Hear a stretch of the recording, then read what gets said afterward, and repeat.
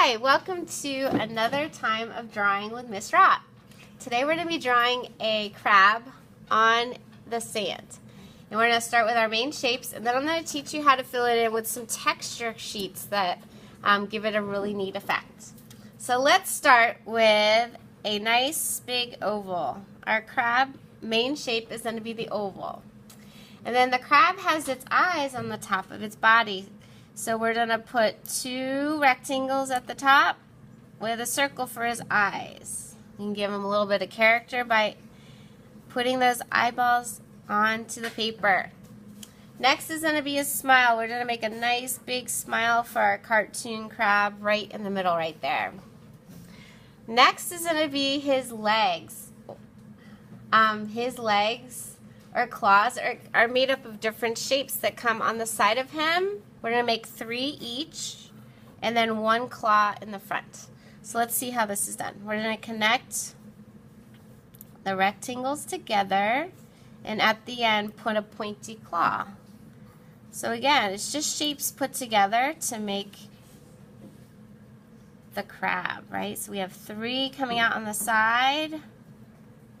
And then the one in the front is going to be a little bit different because that has kind of a claw shape for grabbing things.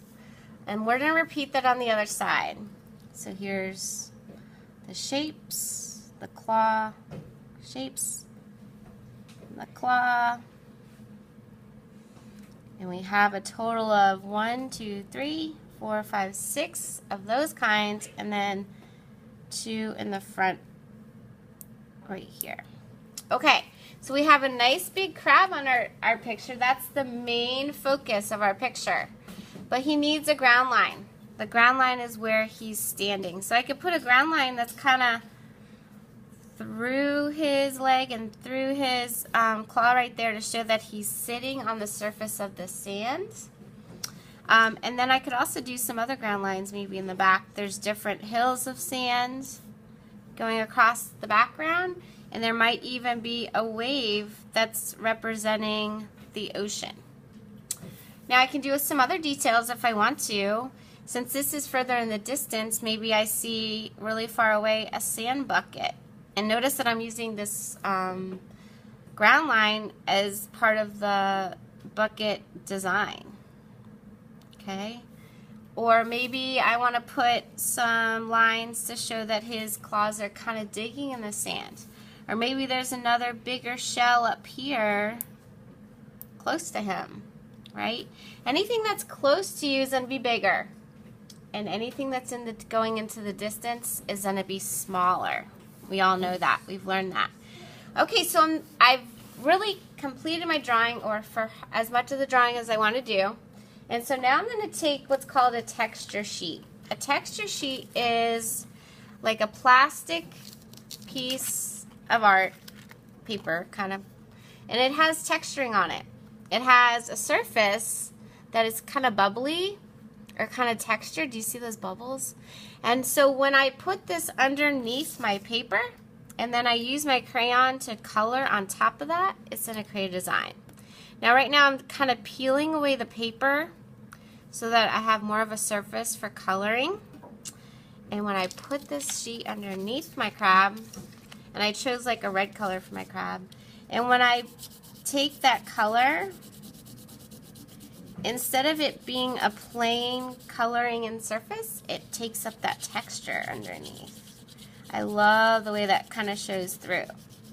I will tell you, I'm not completely happy with the color I chose though. So what I think I'll do is I'll take another color of red. Hopefully I have one here in my bucket.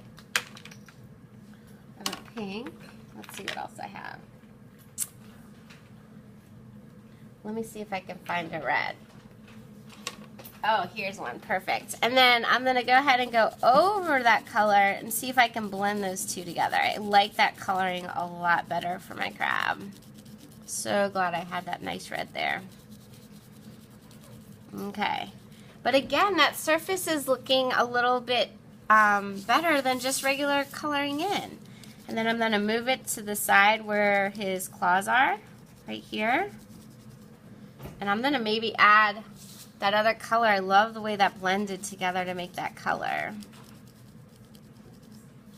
And I'm going to keep going and then fill it all in. And then I'll show you what the end result is after I've completed my picture. But have fun. Hopefully you can have some textures at home. If you need to, you can also crinkle up some foil paper and create that as a texture underneath. Or you could find a surface outside. There's plenty of surfaces like a tree surface or cement surface, and hold your paper up and see what kind of texturing you can get with rubbing the crayons and creating a picture. So I'll be back with you to show you the end result and talk about our pictures in just a second.